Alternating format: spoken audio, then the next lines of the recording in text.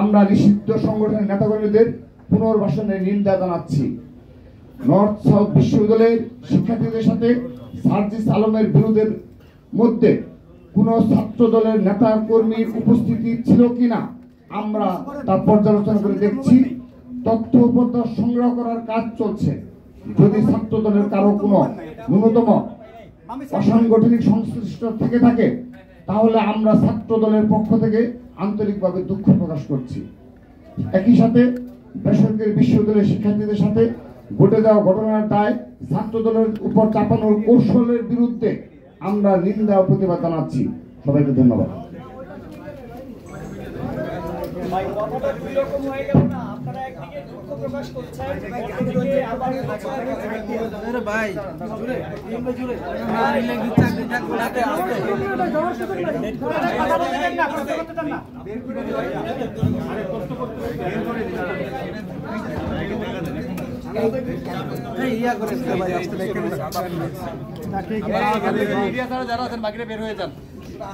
যদি হইতো তাহলে এখানে দাঁড়িয়ে থাকা লাগতো না।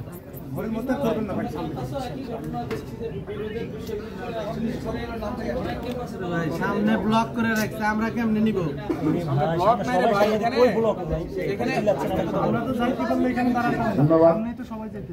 আরেকবার করতে বলেন। এটি সত্যি দুঃখজনক যে জুলাই বেশ কিছু বিষয়ে আমরা সরাসরি বলছি, বিশেষ করে চালক আব্দুল্লাহ বলেন কিংবা আরো দু একজন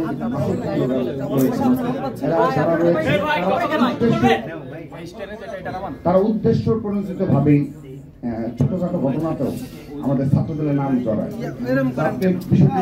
লক্ষ্য করে দেখবেন যে আমরা সবগুলো ক্যাম্পাস বিশ্ববিদ্যালয় বলেন, চট্টগ্রাম বিশ্ববিদ্যালয় বলেন, রাজশাহী বিশ্ববিদ্যালয় বলেন, জগন্নাথ বিশ্ববিদ্যালয় বলেন, জাহাঙ্গীরনগর বিশ্ববিদ্যালয় বলেন, ছাত্রদল দ্বারা ছাত্রদলের কোন নেতা কর্মীদের দ্বারা কোন একটি হলে আজকের দিন পর্যন্ত কোন অপ্রীতিকর ঘটনা ঘটেনি।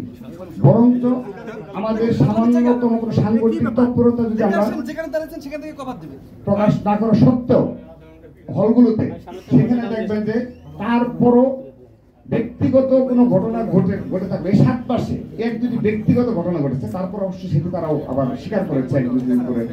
তো সেই ব্যক্তিগত ঘটনার দায়ও কিন্তু চাপানোর চেষ্টা করা হয়েছে, যদিও সেটি সফল হয়নি। তো আমাদের এই ধরনের পজিটিভ মুভমেন্টে কারণে আমরা সত্যিকার অর্থে গর্ব করে বলছি যে প্রতিটি ক্যাম্পাসে আমাদের বিপুল সংখ্যক সাধারণ শিক্ষার্থীদের ছাত্র দলের পতাকা তলে দেখা যাচ্ছে। এবং আমরা যখন কোনো কর্মসূচি ঘোষণা করছি, যেমন ছাত্রলীগের বিচারের দাবিতে এবং তার দূষণের বিচারের দাবিতে আমরা মার্চ ফর জাস্টিস কর্মসূচি পালন করেছি প্রায় 3 বার সারা বাংলাদেশের প্রতিটি ক্যাম্পাসে। তো সেখানে দেখবেন যে এই মিছিল দীর্ঘ থেকে দীর্ঘতর হচ্ছে, কারণ ছাত্রলীগের বিচারের দাবিতে সবাই আমরা একমত। এবং আমরা বেশ কিছু সামাজিক সাংস্কৃতিক কর্মকাণ্ড পরিচালনা করছি ক্যাম্পাসগুলোতে। আমরা ক্রীড়া প্রতিযোগিতার আয়োজন করেছি, এখানে তো সাধারণ শিক্ষার্থীরা অংশগ্রহণ করছে। তো আমরা ব্যক্তিগত বিশ্বাস করি এই ধরনের পজিটিভ ছাত্র রাজনীতি কালচার আমরা চালু করেছি এবং ছাত্রদল একটি গুণগত পরিবর্তনে ছাত্র রাজনীতি ক্যাম্পাসগুলোতে উপহার দিয়ে যাচ্ছে। এই চ্যালেঞ্জকে তাদের সাংগঠনিক দক্ষতার মাধ্যমে মোকাবেলা করতে হবে, অপপ্রচারের মাধ্যমে নয়।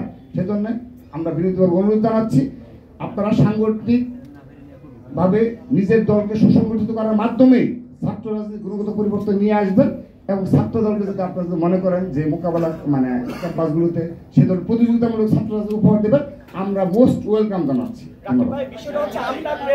দুইটা জিনিস স্পষ্ট হয়েছে রাকিব ভাই, বিষয়টা হচ্ছে আপনি একদিকে বললেন যে